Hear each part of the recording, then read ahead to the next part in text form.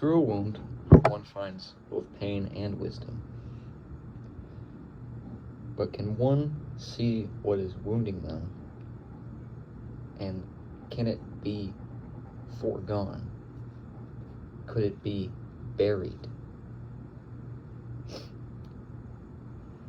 When you talk about walking away from it all, as I have been, you have to ask yourself, what does that even mean, to walk away from it all? It seems pretty obvious, right?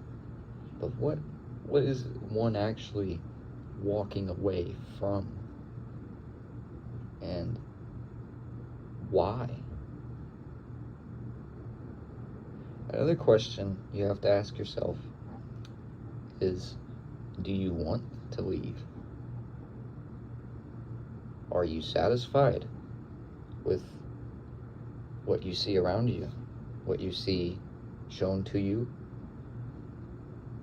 Is there a longing, a deep feeling of perhaps disconnection with this world? Do you want to leave?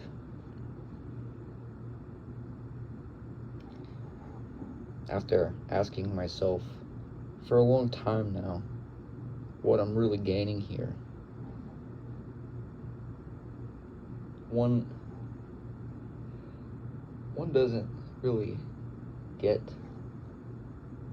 to just sit on the sidelines when they know what's going on.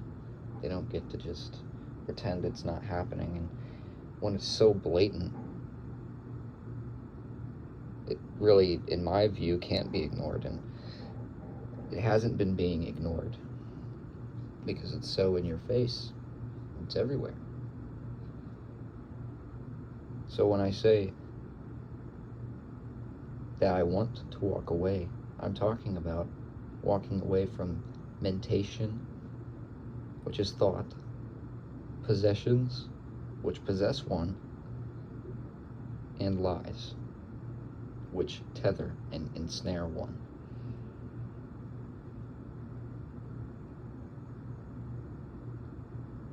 It's quite a huge declaration to make, that I'm going to be leaving.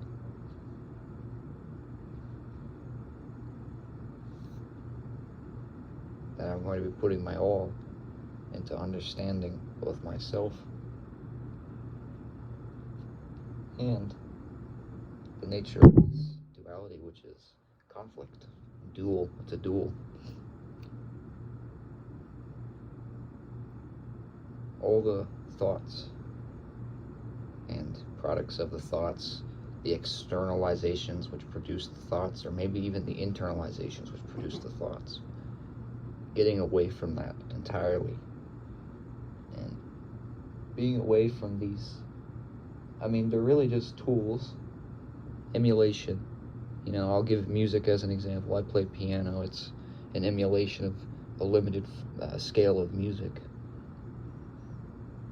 It's a limitation. And that's what this is really all about, is escaping the limitation of the body, of the mind, and of the external. And if this is the external world, and one got here to the external world via the internal, then it must just be that the exit to this world is internal. It's not external. So what does that mean? Well, let's just assume that these possessions, the possess ion, are a form of control, which they are, but I'm sure there are some people out there who are still not convinced of this. If my final goal is to leave the lie, and the possessions that I am currently tethered to are a lie, then those possessions must be done away with. They must be understood as snares, tethers, traps, if you will. But the comfort afforded by these, finite luxuries is, well, it's like a Soma. It's like a Soma break. You take it and you feel really nice. But that isn't the truth. The truth is I don't feel nice. Not even a little bit. And that's why I keep going, or I kept going to drugs. But that's just one example. There are many facets of this system which one can be rooted in. You know, people could be affected by the chase for anything, really. There's a lot of people on this planet who have strange addictions. There's even a televised program about it called My Strange Addiction. This place favors people chasing things. And that isn't hidden anymore. I won't say it's a well-known fact, but it's coming more into the light that most of what people do in this system it's self-serving pleasure seeking. And if you want to go as far as to say it's wanton pleasure seeking, you can call it whatever you want. The huge thing I've gotten from being in this realm for 20 years is that this place is a self-service. It is entirely about self-service, ignoring the plight of others and focusing on your own issues, whatever they may be, however debilitating they might be. And each and every one of us, whether it's easy to admit or it's difficult to admit, has problems, immense problems that can and have to be worked through. And it's, again, not going to be something that you can't just put it off. Especially, it's kind of like, I can give you an example. One that I'm kind of relating it to is kind of just sitting in a waiting room, waiting for your, number to be called or whatever. Yeah, that's what this feels like. And as one can tell, I'm still stuck here, just as every other prisoner in the system. So I'm not free, and I still have things that I myself are attached towards and am working through. And one thing to remember, and that's not entirely the point of the video, but it's one of the points I want to get across. You can learn a lot from your own mistakes and just self-reflecting, even just a little bit.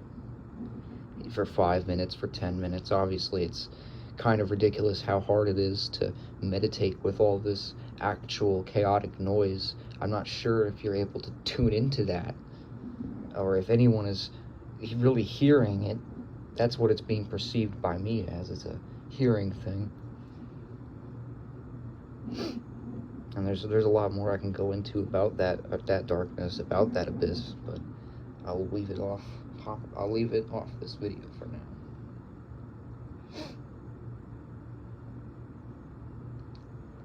You can reflect on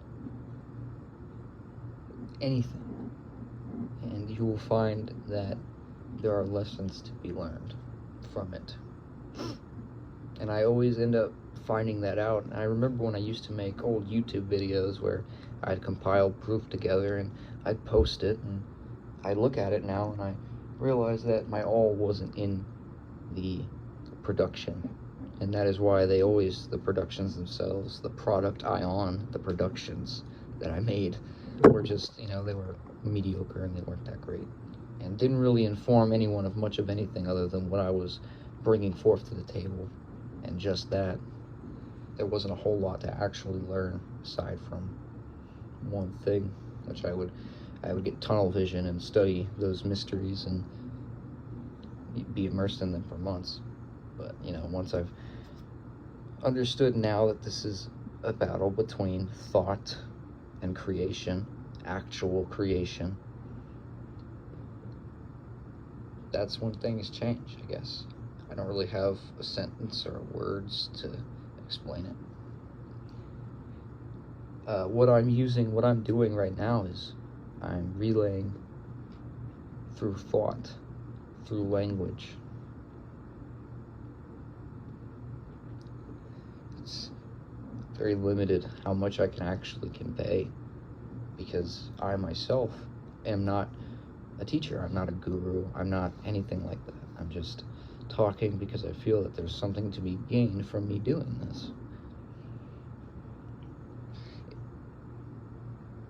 One learns about their own insecurities, their own idiosyncrasies through themselves, through their own journey. They learn about themselves. And that's my belief. I mean, it's just true. It's been true in my case. I've always learned from myself.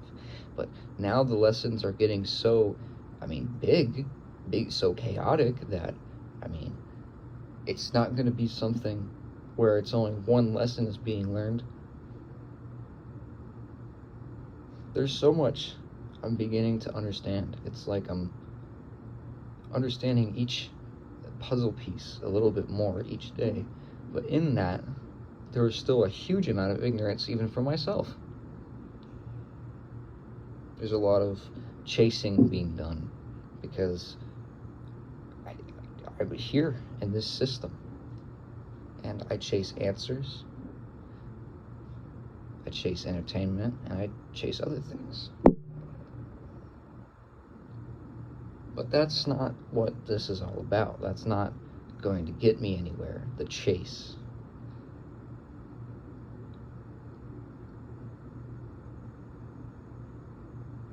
So this is about fixing what has been, and not even fixing, just returning to what has been completely forgotten by many, and being able to abide in it for longer than a few seconds, a few minutes, being able to just have a shot at actually being free of this torture chamber. That's what it is. They say twice is never enough. You can't just do something twice and be done with it, then the addiction's formed, right? It's not it's kind of a suicidal way of thinking. And it is seen by me that a lot of people normalized this behavior some time ago, and it has almost become a staple of specifically American society, but it's not limited to America. You have drug use and more than just drug use, partying, just very selfish things that people, they do because they're stuck in a prison that they can't understand or see. It's really as simple as that. I never was a party guy. I never liked parties. And one can say that makes me kind of dull, but there's a lot that happens to somebody in their life that shapes who they are, and that is obviously something which a lot of people understand, but not to the point of actually understanding what self-development really is. And like when you're doing a job, for an example, when you work for a corporation, you're just a subordinate, if that's the correct word. You're just under someone. You're under someone who stands over you and treats you like a dog, and moreover often disrespects you. And that's who you answer to, because he has the source of how you're going to get, food, how you're going to get whatever you need, whatever it might be. It's a selfish system of ideas which is entirely mental. It's entirely mental. Oh, how is money mental? Well, numbers are mental. Increments and rations, partitions. Money creates divides, partitions between people who are not of the system and people who are. And I'm not saying every person, you can't just know if someone is of the system or not of the system just by looking at them. I'm not trying to make that claim. And honestly, it's not really something I really need to clarify, I don't think. But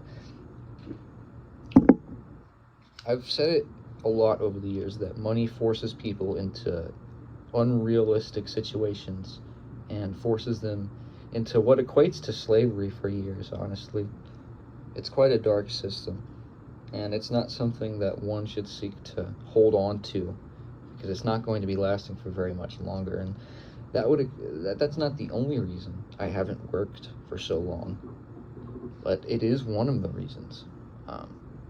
You know, I feel people who are really actively trying to understand themselves and what's going on in this world will be more in touch with just things that people miss. And honestly, because they're so immersed in the school and the systems of thought and work and partying and other things, what I'm feeling right now is being unnoticed by them, because it's all too loud still. It's far too loud,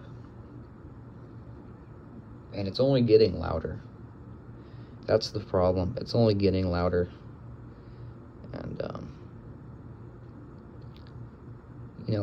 despite my very wholehearted attempts and very respectful attempts to bring people to this knowledge, it's not something you can force on somebody. And I realized that, a long time ago, that if someone doesn't see the way you see it, and, they're aggressive about the system that they don't know is against them, they're aggressive about defending it, then that's going to be something they have to work through themselves. I'm making this as perhaps a point of, not a point of anything really, just to talk about these things and maybe help others understand them a little bit deeper. Like I said, we're possessed by these things, this little phone, this, a cigarette, a cig I regret, a cigarette, get it? A cig I regret. It's all about instilling that kind of rose-colored glasses thing, like what I talked about with nostalgia. It's about creating a false mental mindset, a mindset really. And that mindset is a repetitious mindset. It's a repetitive mindset. And the point of the repetition is to keep one from actually seeing what is all in front of them. And of course, you would ask, why wouldn't one see the repetition? Because there are so many varying repetitions that one gets thrown into. Can that even be denied? How many things have you come into contact with or have had thrown on your table which have just been complete distractions to whatever you were doing? One thing I can say is that I don't know everything, but I believe by talking about these things, I'm helping myself and others. These attachments are bound to time. They're bound to decay. They're made of matter. And what is matter? It is ether. It is light. Matter is light rendered into objects, physical objects, what we call matter. One thing to be understood is that you're trying to fill an endless void, just like I am, and it cannot be done. It's impossible. A finite pleasure never compares to an infinite intelligence. It's just incomparable. You can't do it. Finity is a limitation, and walking away from limitation, it's like computer code. You can't be rooted in it. If you want the truth, the full, all-encompassing truth, you have to be away. That's my personal view of that. You have to be away from it. I can't say I know that yet. I don't even know why I added the word yet, but understand my words. The finite is nothing in comparison to the infinite. And if this is a finite amount of time we are in this construct, playing to its footholds and its tethers by constantly taking them in, one isn't going to get to the infinite. They're going to remain within the finite, which, because of the finity of it, has to go back onto itself, because there's really nowhere to go. There's limitation here. Infinity has no limitation. I believe that's why this place exists. It's not a good place to be. Don't get me wrong. Does it sound like I'm enjoying my stay here? Well, I'm not. I don't mean to become snappy. But this place twists and turns people into various things, monsters, recluses, people who don't see.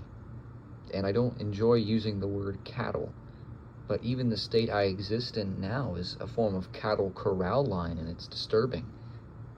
The fact I can see it is good, but to remain in it, that would mean I would remain cattle, and I wouldn't be free.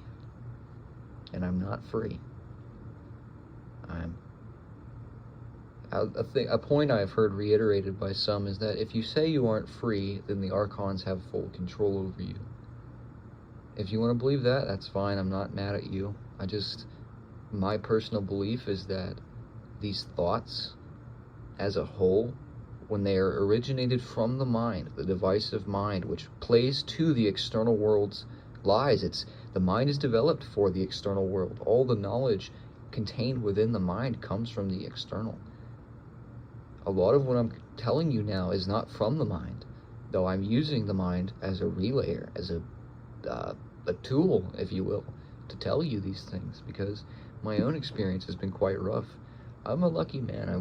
I won't put it any other way. I'm a lucky man, but there's a lot of pain that comes to every individual, and a lot of people are, I don't know if we'd use the word tough, but they're quite desensitized to it, and their sensitivity has kind of been, their empathy and their sensitivity has kind of been hindered by a large amount, and it's noticeable, because a lot of the things that people defend is their own enslavement, talk about defending their own jobs, which create these divisions between people who have money and people who don't.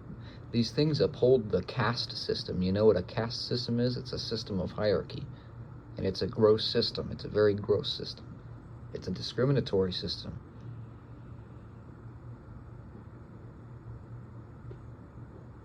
It says one group has the luxury while the other group must fight to even survive.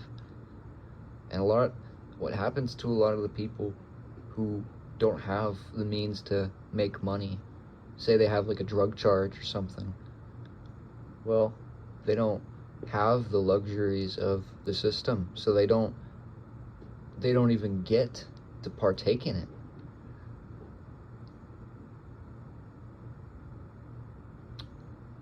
I'm not saying that it would be good for them to partake in it. What I'm saying is, what do you think is happening in their heads? Do you think they are happy with the system? Having no home, possibly having everything taken away from them, their families separated from them. And that comes with a lot of pain.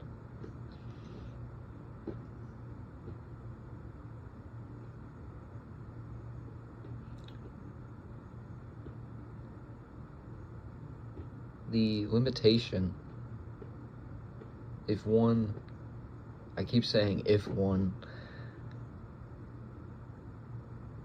you have to see the limitation, at the very least. You have to see in the ways you're being limited, how your abilities are being limited. You have to see what's been taken from you and what's being taken from you.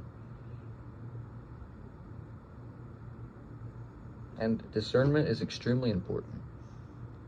It's not something I have cultivated to a great level either. I can still be fooled relatively easily. And that's just my nature. That's my mind's nature. I've been surrounded by these possessions, these tools of control, false systems of thought, which quell one's suspicions and bring them into a state of comfort, really. But that isn't the truth, and I'm most certainly not comfortable in this robot suit. Yeah, it's actually, like, when you really start to look at it for what it is, it's disturbing. And there's a whole lot that I need to think about, not just think about, meditate on, if you will. Sit in the silence.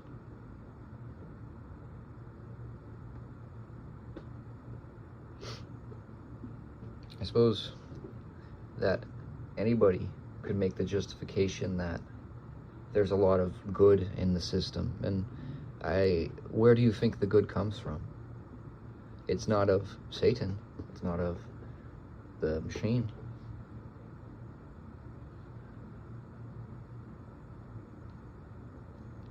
What makes one feel good? And I'll use the example, when you drink an energy drink or a coffee, so to speak, sometimes you get shorted out. You crash.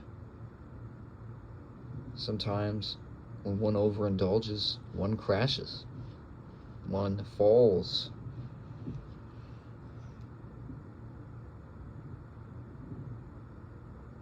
And I take the meaning of fall to be symbolic and literal. One falls into the mind's labyrinth or its maze, and it's amazed by all the pleasures and all the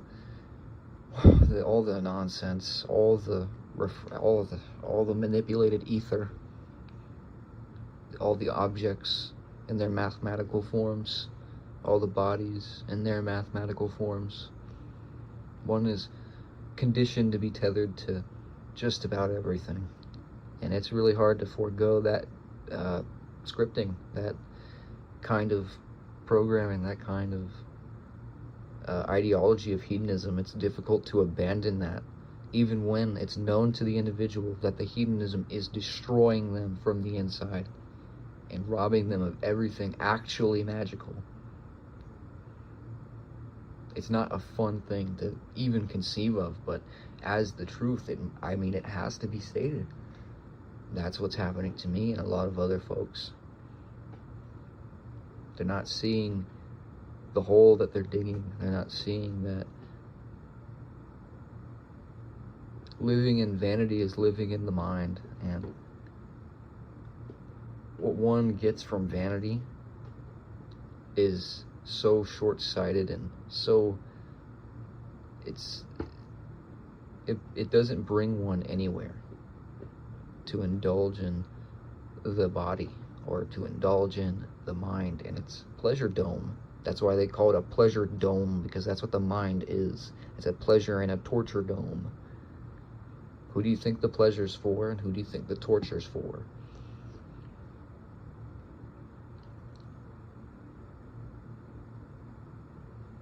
Think of it like a pool. One draws into the pool and pulls out a fish.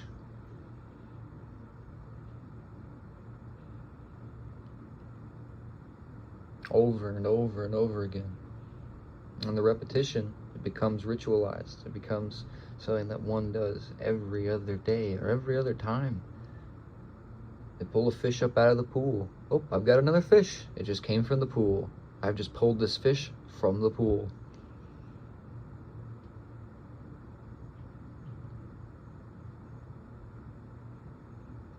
Consumption, destruction is literally the opposite of creation. It's to consume the creation. Can anybody see that? It's not a point to say there's no point in feeling guilty about it. You can learn a lot from your own guilt, learn a lot about your own empathy, how you view this system, but there has to be an acknowledgement of one's actions as being wrong if they're wrong. And what I have done is wrong. I've been down the same mental path of abuse, addiction,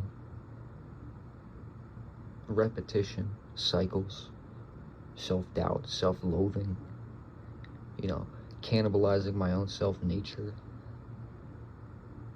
And that's what happens when one doesn't think for themselves.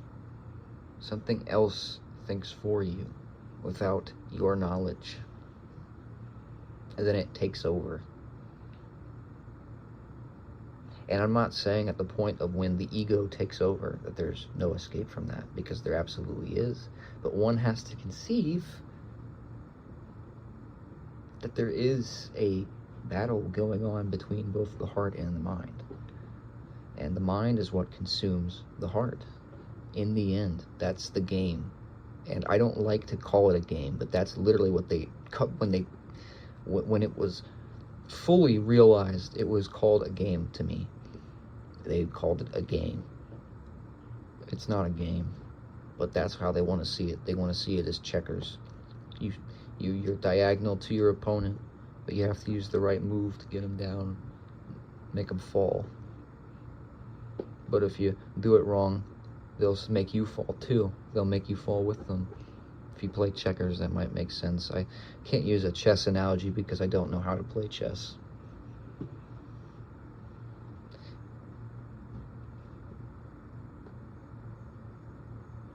Nobody prefers limitation. The soul doesn't prefer limitation. The mind prefers limitation. That's not just something that I read in a book. That's something I had to come to myself.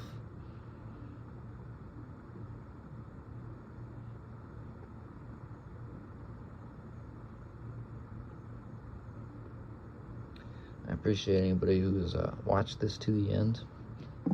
I hope you have a good night. It's currently, what is it?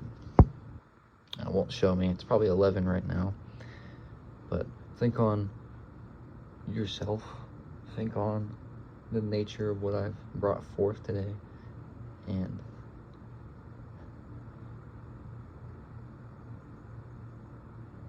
question everything. The nature of your own inquiry into this. Why are you inquiring into this?